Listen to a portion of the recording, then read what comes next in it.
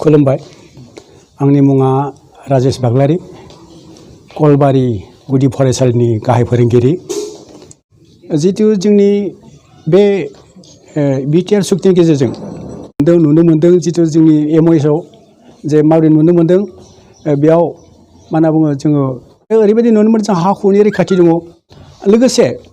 जों जुदि नैबे माबाखौ नायोब्ला बिटिआर सुक्तिखौ नायोब्ला निस्सय जोंहा मोनसे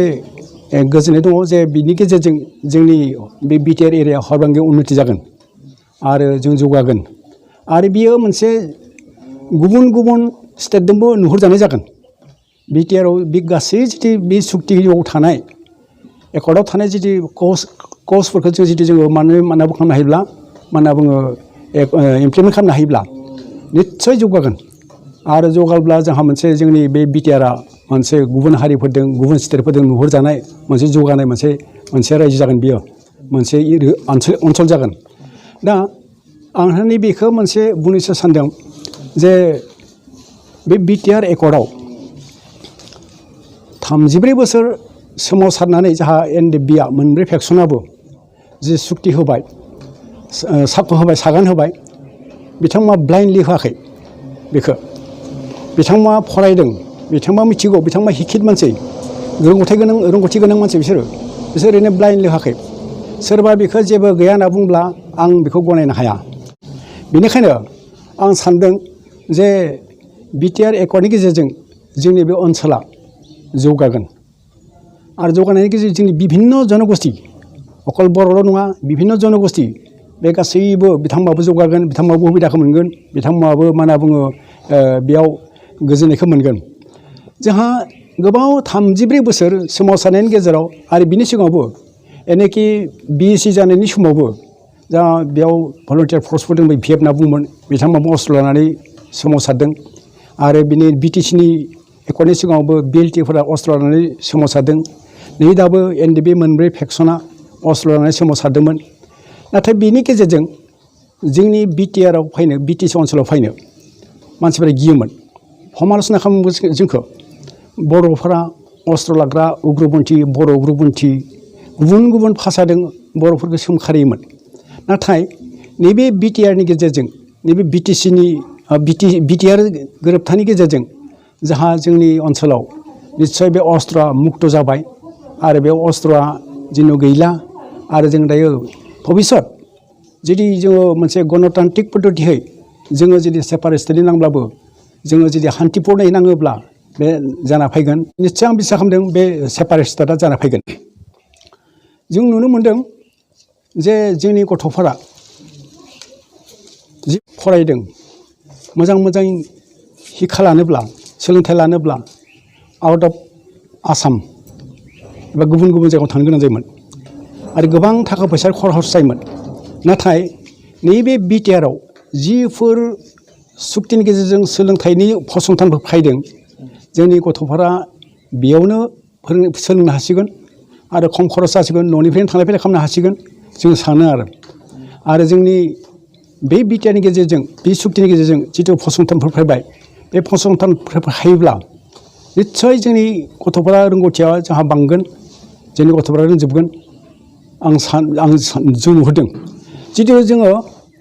नाहरोब्ला जों गुबुन गुबुन स्टेटखौ नाहरोब्ला इभेन अरुणाचलफ्रावबो मोनब्रै गाहाम इउनिभारसिटि गैया दां, मेघालयआवबो गैया, निस्सय मिज'रामाव गैया, नागालेण्डफ्रावबो गैया। खिन्थु जों नुनो मोनदों मोनब्रै इउनिभारसिटि बे एकर्डनि गेजेरजों जों मोननो हादों। अब्ला मानि थाखाय बिटिआरआव जेबो गैया आंखो, मानि थाखाय बिटिआरआ ब्लेंक जाना फैखो? ओरैनोथ' रावबो ब्लेंकहै सागान होआखै जों सानदों आरो। बेनिखाय आंनि भिउआ बेनो, आंनि दर्शना जाहाथे बिटिआरखौ इमप्लिमेन्ट खालामजोबथों। जितु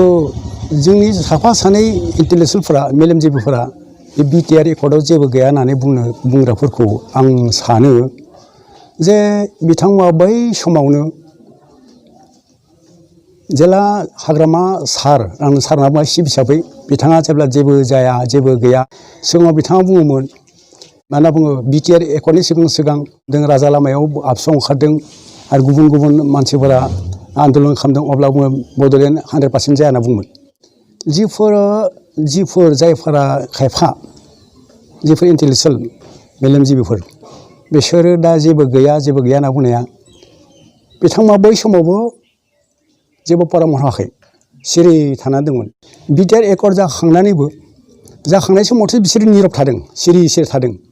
बे जायफ्रा दायो जेबो गैया होनना बुंनाया दानि 6 माह जालायबाय नै दा बावैसो बिटिसि इलेक्सना खाथि जानायखाय बिथांमोना जेबो गैया होनना बुंदों जों सानदों बिथांमोना बिपिएफनि बायास नामा बिथांमोना हयथ' हाग्रामा सारनिफ्राय माबा माबि बिथांमोना थुलुंगा मोन्दों माबा माबि मोननो हागौ जों सानो जों डाइरेक्ट नुवाखै अब्लाबो जों सानदों जे दा बावैसो बुंदों दि बिथांमोना नै दाखालि बावैनिफ्रायसो बा बे साननैसोनिफ्रायसो बारा बुंदों जेबो गैया होननानै सिगाङावथ' बुङाखै आरो आन्दलन समाव बिथांमोना बुङाखै आरो आन्दलन समावबो जों सानदों बे मा होनना बुङो जोंनि इन्टेलेक्सुवेलफोरखौ आङो हाग्रामा सारा जेला बड'लेण्ड मोना 100% मोना राजा लामायाव ओंखारना लाब गैया होनना बुंनाय समाव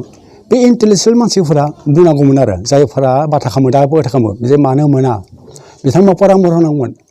रायजो राजाजों थाफानांगौमोन नाथाय बिथांमोना जेबो बुंथारासै बे समाव जों खोनाथारासै आरो बेनिखायनो आङो बिसोर बुंग्राफोरखौ आं बिपिएफनि बायास होनना सानना लायो आरो जायफोरा बुङो जायफोरा जेबो गैया होनना बुङो निस्सय बिथांमोना माबा मोनसे बायास जादों नङाबाथ' बुंनाय नङामोन सिगाङावथ' बुंथाराखैमोन एकर्डनि एनेके मास मोननैहालागै जेबो बुङाखै बिसोरो दा बावैसो बुंबाय थादों खने बुंदों बिथांमोना बेनिखायनो आं सानदों बिथांमोना बिपिएफनि बायास जागोन आरो जेबो गैया होनना बुंनायफोरखौ जिहेथु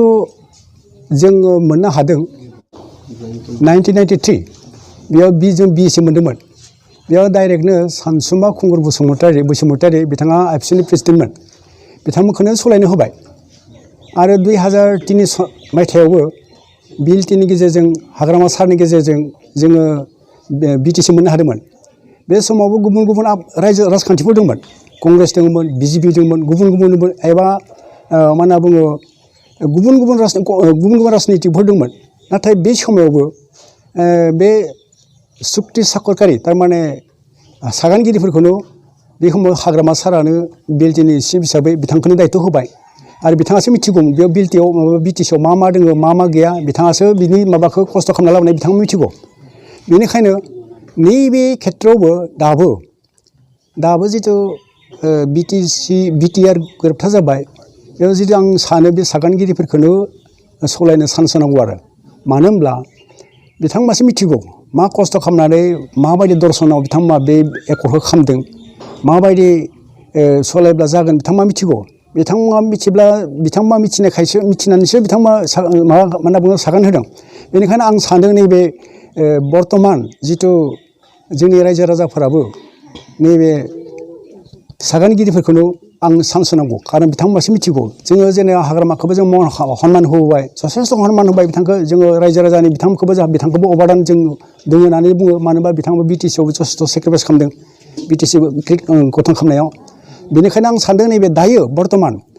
जि बिटिआरखौ एकर्ड खालामना लाबोबाय सुक्ति खालामना लाबोबाय आं बे सागानगिरिफोरखौनो सलायनायखौ नागिरो आरो आंनिफ्राय मानो होनब्ला बिथांमोनासो मिथिगौ बे माबाखौ खालामनो माने सलायनो कारने बे दफाफोरखौ सलायनो थाखाय खिन्थु आं सानदों जेनेबा गुबुनखौनो लाबोला बिसोर बाथा होनाय नङा गोसो होनाय नङा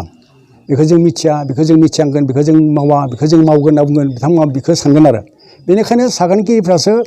खस्थ' खालामनाय मानसिफ्रासो बेखौ मिथिगोन आरो बेनिखायनो आं जोंनि रायजो राजाखौ खावलायदों जोंनि रायजो राजाफोराबो जेन सागानगिरिफोरखौनो सलायनो कारने खाबु होनांगौ जिहेतु बर्तमान बिपिएफ सरकारा बिटिआरखौ एसेबो गुरुत्त' होनाय नुवाखै आं रावबो दिनैसिम रावबो बिपिएफनि लिडारा बिटिआर एकर्डखौ जोङो दफाफोरखौ जों जाफुंहोगोन होननानै रावबो आं दिनैसिम खोनायाखै रावखौबो खोनायाखै आं बुंनायखौ खोनायाखै जोंहा बिदि जों मा होनो बिटिआरनि एकर्डफोरखौ जों सरकार खालामबोला बिदि खालामगोन बिटिआर एकर्डआव जि दङ जों गासैखौबो जाफुंहोगोन इमप्लिमेन्ट खालामगोन होननानै आं खोनायाखै बुंनायबो खोनायाखै आं खिन्थु बुङो बिसोरो मा होनो बिटिआर एकर्डनि खुरांनो फैया बे दफाफोराव जि हायदों बेनि खुरांनो फैया बेनिखायनो आं सानदों आंनि रायजो राजाफोरखौ जों सानदों रायजो राजाफोरा जिथु लिडार सायख'नाय बेखौ जोंनि मानसिफ्रा सागानगिरिफोरखौनो जों सायख'नांगौ आरो सागानगिरिफोरखौनो जोङो मा खालामनांगौ बिसोरखौनो मा होनना बुङो सामलायनो बिटिआरखौ सामलायनो खाबुखौ होनांगौ आं बेखौनो खावलायो।